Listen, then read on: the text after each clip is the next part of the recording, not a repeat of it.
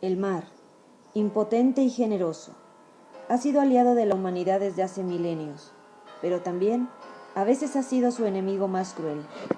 Los secretos del mar han obligado a cientos de navegantes a llegar al límite de sus capacidades para sobrevivir entre las olas. Muchos perdieron la vida en la batalla frente a la inmensidad. Son los náufragos, hombres extraviados sin rastro ni esperanza en algún lugar de la superficie oceánica que ocupa casi 400 millones de kilómetros cuadrados de este planeta azul. De los muchos y memorables naufragios de que se tiene registro, quizá el más dramático ocurrió en los primeros años del siglo XIX. La historia del barco ballenero Essex resultó tan estremecedora para la sociedad de entonces que precisamente gracias a los detalles de lo ocurrido, Herman Melville pudo sentarse a escribir su clásico Moby Dick. Y no es para menos, porque lo que le ocurrió al Essex fue el horror. El Essex era un barco ballenero que tenía su puerto de origen en Massachusetts, en el norte de Estados Unidos. A principios de 1819, los dueños del barco nombraron a George Pollard, joven marinero de apenas 28 años de edad, capitán. La intención era que el barco comenzara un viaje de poco más de un par de años de duración para capturar ballenas en los mares del Pacífico Sur. El Essex dejó puerto en los últimos meses de 1819 con una veintena de hombres a bordo. Con muchas dificultades el barco dio la vuelta por el Cabo de Hornos chileno en los primeros días de 1820. De ahí enfilaría rumbo a las heladas aguas del Pacífico, donde podría encontrar distintos tipos de ballenas para caza. El principal objetivo de Essex, como de muchos otros balleneros de su tiempo, eran los cetáceos conocidos como cachalotes, el animal dentado más grande que existe, un gigante que puede alcanzar 22 metros de largo. El joven capitán Pollard de seguro esperaba un viaje largo, cansado pero exitoso y mayormente tranquilo. La tripulación tenía experiencia y estaba en paz. Para su desgracia, ninguno de los hombres a bordo del Essex podía prever lo que les ocurriría varios meses más tarde cuando se encontraron un cachalote con sed de venganza. Después de dar vuelta al continente americano y dirigirse hacia el Pacífico Sur, el Essex se preparó para el principio de su labor. Hasta entonces, el viaje había registrado contratiempos, pero nada fuera de la ajetreada vida en alta mar a principios del siglo XIX. El joven capitán Pollard ordenó dirigir el barco hacia Occidente, con la esperanza de encontrar ballenas en la inmensidad que separa a América del Sur del continente asiático. Así pasaron algunos meses. Entonces llegó noviembre. Cuenta la historia que en algún momento del día 20, los vigías del barco anunciaron la presencia de un gran grupo de cetáceos, cachalotes que nadaban plácidamente. Los balleneros alistaron los arpones y los barcos más pequeños. El mar no tardó en teñirse de rojo, casi púrpura con la sangre de las ballenas. Como siempre ocurre, poco podían hacer los enormes animales para escapar de la furia y la voracidad humana. Pero entonces ocurrió algo distinto. La naturaleza decidió cobrar venganza.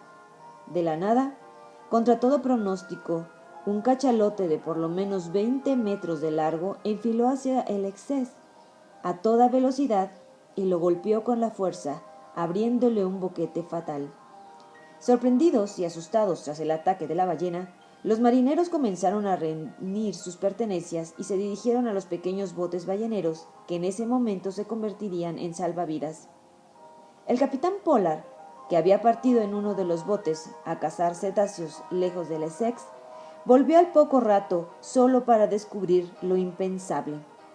Su barco se estaba hundiendo. Confundido, Pollard ordenó dividir armas, agua y comida entre los 3 botes que habían sobrevivido a la embestida de la ballena. Las provisiones debían durar alrededor de 2 meses.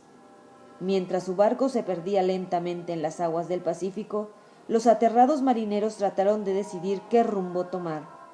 Estaban al menos a 2000 kilómetros de tierra firme. La isla más cercana eran las Marquesas, pero los hombres se negaron rotundamente a dirigirse a dicho archipiélago. Recordaban que los nativos tenían fama de caníbales. Entre todos optaron por una solución radical y poco plausible: navegar hacia el sur con la esperanza de que los vientos los llevaran de vuelta a Sudamérica. La decisión tendría consecuencias terribles. Por varias razones, la opción de navegar hacia el sur resultó desastrosa para la tripulación del malogrado ballenero Essex. Si hubieran, en cambio, optado por navegar hacia el occidente, con un poco de suerte podrían haber alcanzado tierra segura en cuestión de días. Pero el joven capitán Pollard ya había decidido que el destino de sus hombres sería el sur. Así pasaría un largo mes.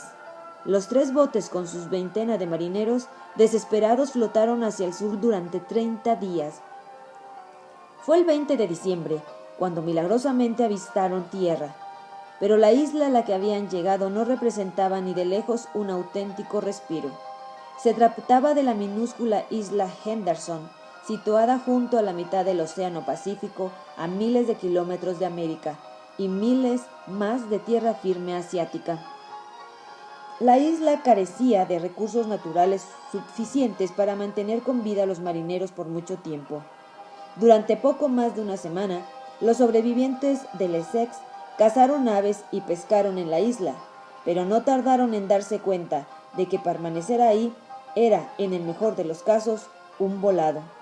Alguien podría venir a encontrarlos, pero con la misma facilidad podrían quedarse ahí el resto de sus vidas. Después de todo, el mundo de principios del siglo XIX no era el planeta explorado y visitado de manera exhaustiva que hoy tenemos para nosotros. Los marineros se reunieron para decidir qué hacer. 3 de ellos optaron por permanecer y apostar a que algún bote los rescatara. El grupo más grande quiso hacerse de nuevo a la mar. Los hombres que decidieron quedarse en la isla Henderson habían hecho lo correcto. Unas semanas después serían rescatados por un barco mercante. Para los otros, la vida sería mucho más dramática. El Océano Pacífico tenía reservada una tragedia sin igual para los sobrevivientes del Essex. Guiados por el capitán Pollard, los barcos salvavidas izaron sus minúsculas velas y trataron de flotar rumbo al este soñado con alcanzar la tierra americana. Pero la distancia era mucha y los hombres, sacudidos, deshidratados y desnutridos, no aguantarían mucho tiempo, al menos sin proteína. Lo que tendrían que hacer para sobrevivir está ya en los anales del horror humano. A los pocos días de flotar en el Pacífico, los vientos tradicionales, las pequeñas embarcaciones, el sol inclemente brillaba en el cielo mientras el mar recordaba un espejo, nada se movía. Bajo los rayos solares los marineros comenzaron a padecer la insolación. Otros empezaban a sentir los efectos de la escasez de agua y optaron por beber su propia orina. No tardaron en sufrir ataques severos de diarrea y de desmayos. El destino fue cruel para algunos más. Comenzaron a perder lentamente la razón y a comportarse de manera violenta, robando raciones de comida, alterando un orden tan necesario cuando se trata de sobrevivir. La muerte, claro, no tardó mucho en aparecer. Los primeros marineros fallecidos fueron arrojados al mar y despedidos solamente por sus compañeros. Pero el hambre, que era cada vez peor, obligó pronto a los sobrevivientes a tomar una decisión simplemente insoportable. Enfrentados con la posibilidad de morir de hambre en alta mar, los jóvenes marineros recurrieron al canibalismo. Es difícil imaginar lo que había sido la vida en esos minúsculos botes cuando los hombres comenzaron a comerse a sus propios compañeros, a sus amigos. Lo cierto, sin embargo, es que este terrible recurso logró mejorar la salud de los sobrevivientes. Tanto así que tiempo después, los marineros del Essex habían ganado fuerza, y entonces el horror se volvió insoportable. Para mantenerse con vida necesitaban seguir consumiendo proteína, y dado que nadie estaba muriendo ya, la tripulación decidió que alguien debía ser sacrificado para ser ingerido por los otros. Lo echaron a la suerte, y la diosa Fortuna se rió de los desgraciados marineros. Un joven llamado Owen Coffin, sobrino del capitán, casi un año al que Pollard había jurado proteger durante el trayecto, resultó el elegido. Pero eso no fue todo. Un sorteo se usó para escoger quién debía matar al joven. Su mejor amigo, otro muchacho de apellido Ramsdell, resultó el perdedor. En un acto terrible, Ramsdell mató al pequeño Coffin y su cuerpo fue ingerido por los sobrevivientes. entre ellos su propio tío. Al final del día quedaban vivos solo 3 marineros. Para esos hombres aquello era ya la cumbre de la locura. Después de más de 3 meses, los únicos sobrevivientes del naufragio del ballenero Essex eran el capitán George Pollard y 2 marineros, Charles Ramsdell y Barzillai Ray. El joven Ray no duraría mucho tiempo. Al morir sus restos también serían consumidos por Pollard y Ramsdell, los 2 últimos sobrevivientes de la tragedia. Deshidratados, desnutridos, delirantes, se dice que los hombres ni siquiera se percataron de que justo en el día 95 de su aberrante historia en alta mar, fueron rescatados por otro ballenero, el Dauphin. El barco tomó rumbo hacia Valparaíso, donde Ramsdell y Pollard se recuperaron muy lentamente. Ahí se reencontraron con los 3 hombres que habían sobrevivido en la isla Henderson, el primer oficial Owen Chase y los marineros Benjamin Lawrence y Thomas Nickenson. 6 meses más tarde, a principios de agosto, George Pollard y sus hombres regresaron al puerto de Nantucket, en el noreste de los Estados Unidos. Para Pollard, debe haber sido particularmente traumático enfrentar a Nancy Bunker, la madre de su pequeño sobrino Owen Coffin, a quien él y sus propios compañeros habían matado y engullido. Aquello era suficiente para enloquecer a cualquiera. En los años siguientes, Pollard regresó a su profesión, pero sin fortuna. El barco que comandaba también se hundió. Destrozado, volvió a tierra firme y nunca más volvió a hacerse a la mar.